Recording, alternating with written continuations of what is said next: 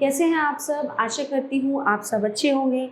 आइए आज हम पढ़ते हैं पाठ बातों बातों में।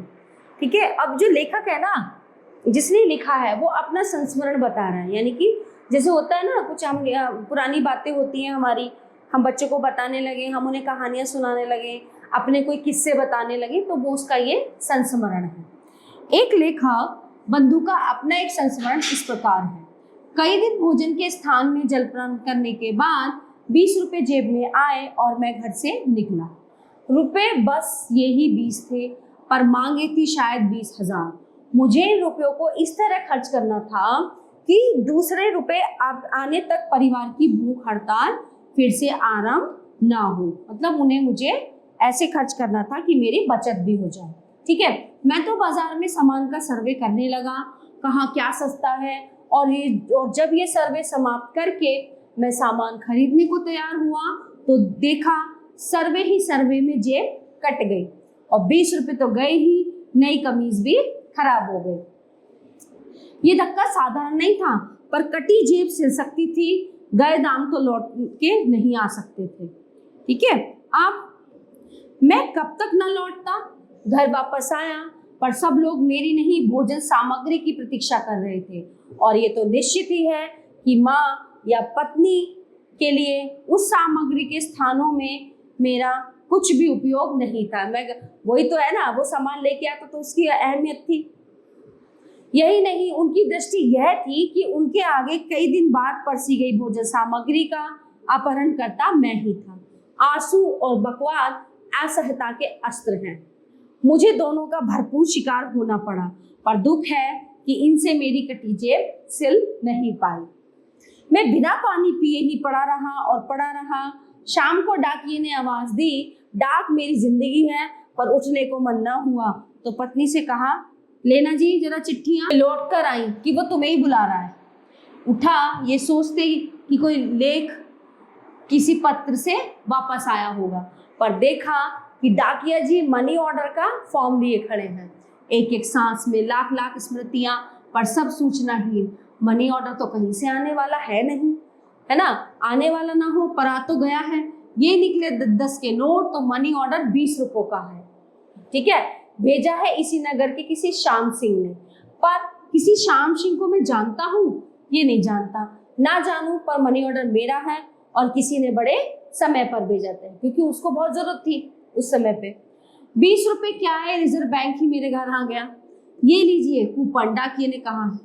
ले लिया तो बाचा भी लिखा था, मेरे दोस्त आज सुबह ही जोरू ने कहा घर में कुछ नहीं है, तो घर से निकला और निकलते ही मिल गए मुझे तुम।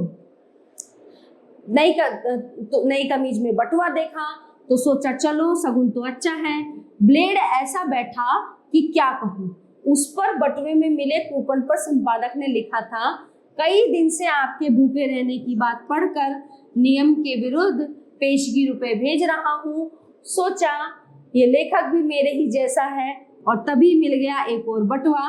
पूरे सप्ताह का खर्च है, लो तुम भी खुश रहो मेरे दोस्त। अब वो कौन था? वो जेब कतरा था, है ना। और उसने उसका जेब काटी, उसको पैसे मिल गए। अब उसको लगा उसको भी जरूरत है, वो उससे परिचित था, फिर उसने किसी दूसरे का बटुआ मार के उसको पैसे भेज दिए। अब आता है संस्मरण। रेल उड़ी जा रही थी और वह देहाती डंडा पकड़े दरवाजे पर खड़ा था। हवा का एक झोंका आया कि उसकी टोपी उड़ गई। उसने आव देखा ना ताव, झट खतरे की जंजीर खींच दी। गाड़ी ठहरी तो गार्ड आया। क्यों खींची है तुमने जंजीर? किसी ने बताया कि इस बेचारे देहाती की टोपी उड़ गई। एक मामूली टोपी के लिए जंजीर कौन खींचता है ना। अजीब बेवकूफ है ये देहाती। गार्ड को गुस्सा आ गया और झल्लाकर उसने कहा, निकालो 50 रुपए फाइन के। ठीक है, आप कैसे 50 रुपए गार्ड साहब? देहाती ने सरल स्वभाव से कहा। तो गार्ड ने उस तख्ती पर देखिए रेल रूल, यानी कि जो रूल, ट्रेन का जो रूल था वो लिखा हुआ था, याद दिलाई। 50 रुपए से कम कीमत की चीज के लिए जंजीर खींचने पर 50 रुपए जुर्माना देना होगा। ठीक है, देहाती ने अपने पूरे ओज में उभर कर अपनी पूर्वी बोल में कहा, ये टुपिया हमारी इज्जत है। गार्ड साहब तो का हमारी इज्जत 50 रुपए है कि ना है? मतलब तुम्हें मेरी इज्जत ये 50 रुपए की लग रही है? आसपास जो थे समझ पड़े और गार्ड साहब भी मुस्कुराकर हरी झंडी हिलाते अपने डिब्बे की ओर बढ़ गए। फिर ये जनसाधारण भारतीय की सूक्ति ही तो थी जिसमें कानून की ताकत उलझकर रह गई। लीजिए जग बीती सुनाते सुनाते एक आप बीती याद आ गई और मन कसकसे भर उठा है। मेरे विवाह की बात चली तो मेरे साले साहब पंडित जादव प्रसाद जी इस बात पर तैयार थे कि मैं चाहूं तो लड़की देख लूं, पर मेरा सुधारक तब नया था, सो वह झेप गया और रिश्ता पक्का हो गया। तो भीतर एक आशंका भर उठी कहीं जैसे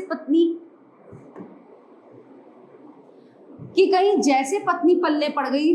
तो जोश में मैं मुजफ्फरनगर जहां पहुंचा, पर इसमें मैं अपनी भावी पत्नी को कैसे देख पाता। सामने मुझे होना न था और गलियों में भले घर की लड़की उन दिनों निकलती नहीं थी। लुकते छिपते ससुराल की गली के कई चक्कर काटे, पर इससे भला मतलब। ढलती दोपहर में पड़ोसी की लड़की उस घर से निकली तो पास लगकर पूछा, वो लड़की कैसी है बहन?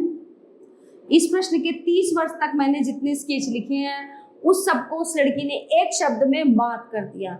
जादव की भेन्ना राधा है बाबूजी, जाओ अपने घर बैठो। जादव की भेन्ना राधा है, राधा में भावी पत्नी का पूर्ण परिचय है, तो जाओ अपने घर बैठो। मैं मेरी संपूर्ण जांच पड़ताल का जवाब और यह भी कि मैं तुम्हें पहचान गई हूँ, तुम कन्हैया। जनसाधारण के पास अभिव्यक्ति का नित्य नूतन ऐसा भंडार है, बात करने का ऐसा लहजा है कि पांडित्य खड़ा ताका रुके। भाई गुलाम अनवर साबरी ने उस दिन एक मौलवी के मुंह पर किसान की झापड़ पड़ने की बात सुनाई तो हंसते हंसते हम सब लोटपोट हो गए। ठीक है, एक मौलवी जमींदार के पास उनका किसान आया तो मौलवी साहब ने पूछा कि इस साल तकातुरे अमतार से किश्तजारे गंदुम को कोई मुफीद पहुंचा या नहीं। उनका मतलब ये जानना था कि इस बारिश से गेहूं को कोई लाभ हुआ या नहीं, पर वे किस भाषा में बोल रहे थे।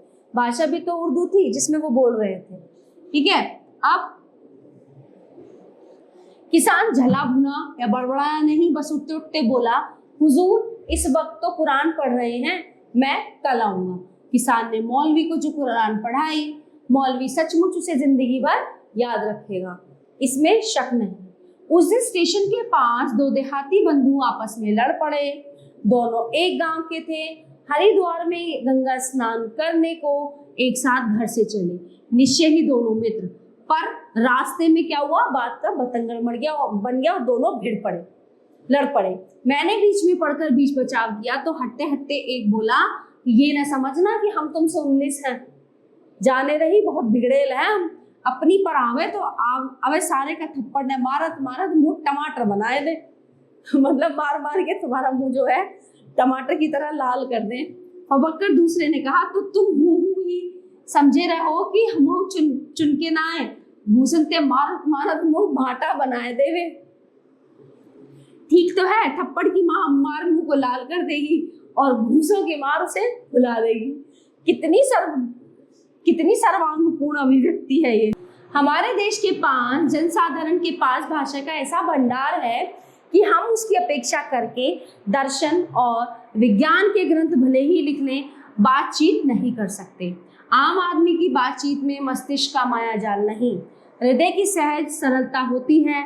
चुटकुलों, कहानियों, दृष्टांतों, शब्दों और अभिव्यक्तियों का ऐसा संग्रह उसके पास है जो बहुमूल्य है। इस दिशा में बहुत गहरे सतर्क प्रयत्नों की आवश्यकता है। ये प्रयत्न हमारी भाषा को समृद्ध और शक्तिशाली करने वाले होंगे, ये मेरा अखंड विश्वास है। आप घंटा भर किसी कुम्हार, नाई, धोबी, मल्लाह, किसान, तांगे वाले या भड़बूजे के पास बैठिए, आपको 5 चमत्कारपूर्ण अभिव्यक्तियां, भावपूर्ण नए शब्द मिलेंगे। ये हमारी भाषा के हीरे हैं, मोती हैं, लाल हैं। मैं अक्सर सोचता हूँ हम शिक्षितों को इन अशिक्षितों के द्वारा शिष्य बनकर बैठना चाहिए। ठीक है, तो ये कुछ व्यंग थे और जो लेखक है कन्हैया लाल मिश्र, उनके कुछ संस्मरण थे, उनकी समय की कुछ बातें थी। आशा करती हूँ आपको अच्छा लगा होगा और ये पाठ आपको अच्छे से समझ भी आया होगा। धन्यवाद।